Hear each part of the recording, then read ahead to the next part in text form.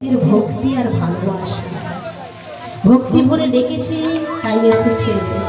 বলছে প্রভু তুমি একটু বসো, আমি এই বন থেকে কিছু ফল পেড়ে নিয়ে আসি। এই বলে লাঠিটা হাতে নিয়ে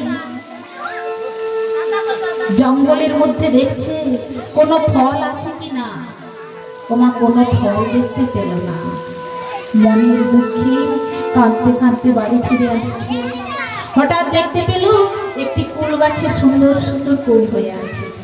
ওই লাঠিটি করে কুলগুলো পেরে নিজের আঁচলে করে নিয়ে নয়নের জলে কুলগুলো ধৌত করে নিয়ে আসছে। আমার প্রভু রামচন্দ্র সেবা করে এসে নয়নের জলে কুলগুলো ধুয়ে প্রভু রামচন্দ্রের বদনে দিতে যাবে। আর মনে পড়ে এই কুলটা যদি টক হয় আমার প্রভু কি করে সেবা করবে।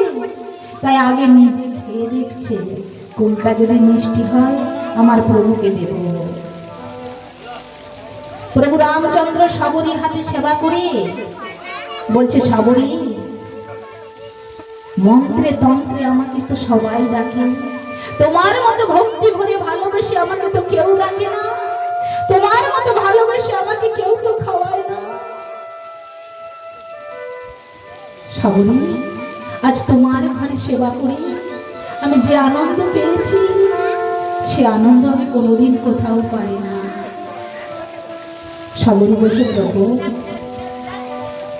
আমার মতন একজন নিচু জাতির মেয়ের হাতে তুমি সেবা করবে।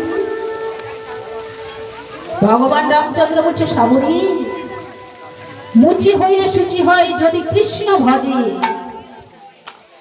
আর শুচি হয়ে মুচি হয় যদি কৃষ্ণ তজে। ভক্তিতে ডাকিলে আমি চণ্ডালের হই, আর অভক্তিতে ডাকিলে আমি বানপ্রাণের নই। জয় জয় রামচন্দ্র। তাই ভক্তি করে ডাকতে হবে ভগবানকে। আমরা তো ভগবানের কাছে চাইতে জানি না, তাই আমরা পাই না। আমরা ভক্তি করে ডাকতে পারি না, তাই ভগবান আমাদের কাছে আসে না। তাই যখন অদ্বৈত প্রভু বলল পুনরায় জন্মগ্রহণ করতে চাই, গৌরহরি বলছে বেশ, তোমার আশা অবশ্যই পূর্ণ হবে।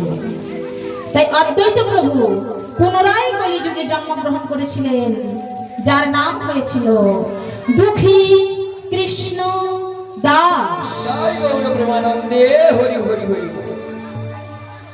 তাই আজকের যে লীলা আমরা সাধন করব প্রভু শ্যামানন্দ।